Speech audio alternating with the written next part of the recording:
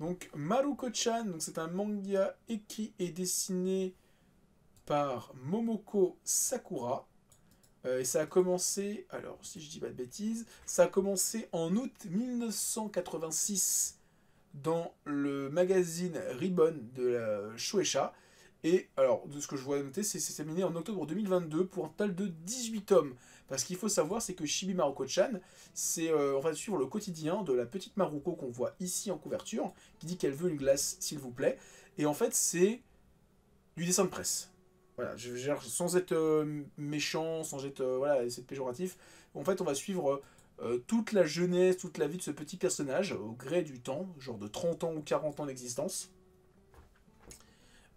qui va vivre sa vie. Et donc, c'est dans un style qui fait très dessin de presse. On est vraiment sur un dessin qui est à la limite du ton petit frère peut faire pareil.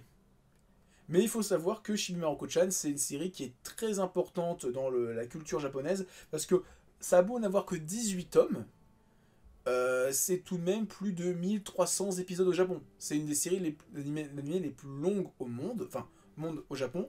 Vous regardez les séries les plus longues, je crois que la seule qui est une des rares plus longues, c'est Sazae-san, qui est tout aussi long, je vais vérifier. Sazae-san, ça a commencé en 1946, et ça s'est pas terminé quasiment depuis aujourd'hui.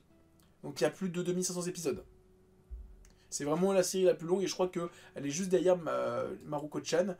Donc j'étais très content de le voir arriver. Maintenant je vais être très médisant. J'avoue que je suis pas forcément hyper fan de l'édition. Dans le sens où c'est très bien. Je suis très content que ce manga arrive. Mais moi je me vois pas acheter les 18 tomes de Maruko-chan. Je vais expliquer après pourquoi. Parce que c'est sympa, mais c'est des petites histoires qui n'ont pas de lien les uns avec les autres. C'est vraiment, là, tu as une histoire où Maruko, c'est la fin de l'année, ramenez vos histoires, etc. Et on passe à autre chose. Après, c'est l'histoire avec sa grande sœur qui a vu un mec qui vendait des cartes dans la rue et qui a dit mais attends, ces cartes-là, en fait, c'est pas une carte de garçon et une fille qui se change par magie, c'est juste des cartes bidons, etc. Et après, tu as une histoire où elle ramène ses devoirs scolaires, etc.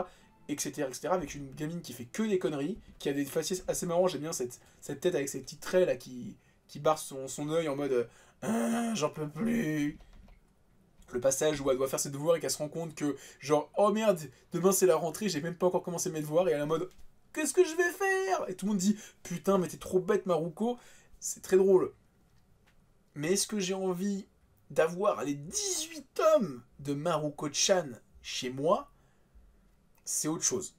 Autant Mangetsu aurait sorti un tome format Arion, format Isan Manga, format Lone Wolf Cub à 30 balles, mais tu me dis c'est une anthologie avec toutes les meilleures histoires de Maruko, à 30 €, je l'aurais pris. Mais tu me dis c'est le seul tome de Maruko-chan.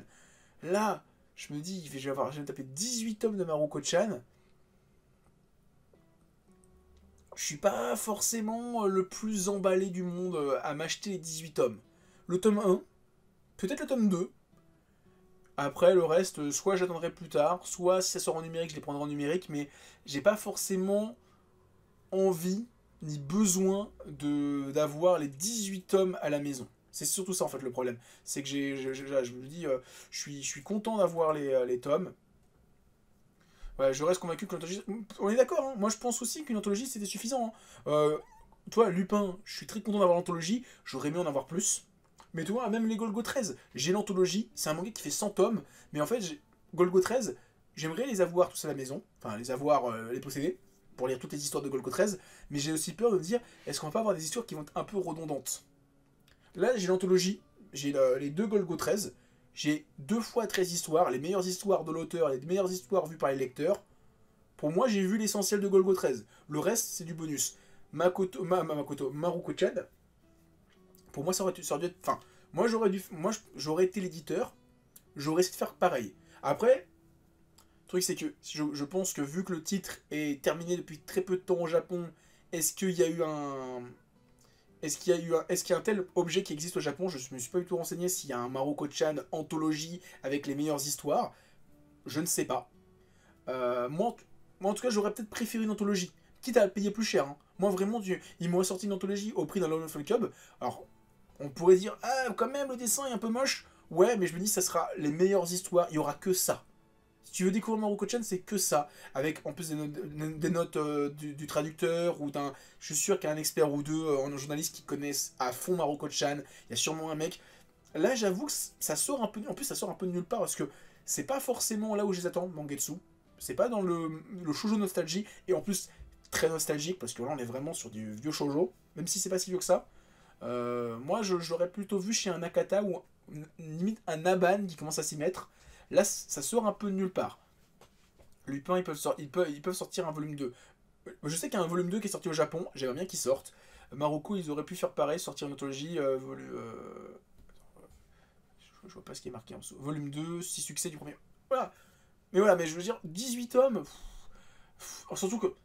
Après, voilà, c'est là où le bas blesse. C'est que Marocco-chan, peut-être que je suis blessé en disant ça, mais c'est du dessin de presse, c'est des petites histoires qui font 3-4 pages. Moi, ce que je faisais, je rentrais le soir avant de me coucher, je me lisais mon petit chapitre, je le posais, à demain.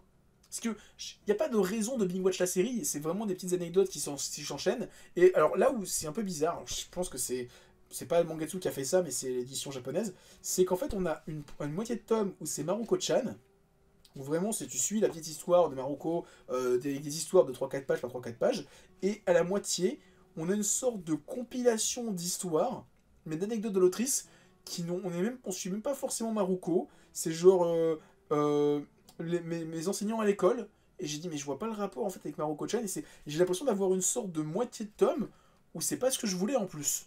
Je sais pas trop compris, on a une moitié de tome où on a vraiment ces histoires de genre ma famille est pauvre, mes professeurs à l'école ils étaient pas gentils, il y a les professeurs où à chaque fois on lui disait oh mais va-t'en, toi on t'aime pas, etc.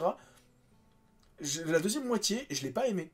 Vraiment, je suis arrivé à cette moitié-là, je me suis dit mais autant Maruko j'ai trouvé très mignonne, très adorable, autant ces histoires voilà, je sais plus c'est quoi les noms des histoires, mais c'est genre ma famille est pauvre, rêver d'un saignement de nez, bichonner les poupoules comme contre une récompense cool, tout ça pour une soirée à la discothèque, ma famille est pauvre partie 2.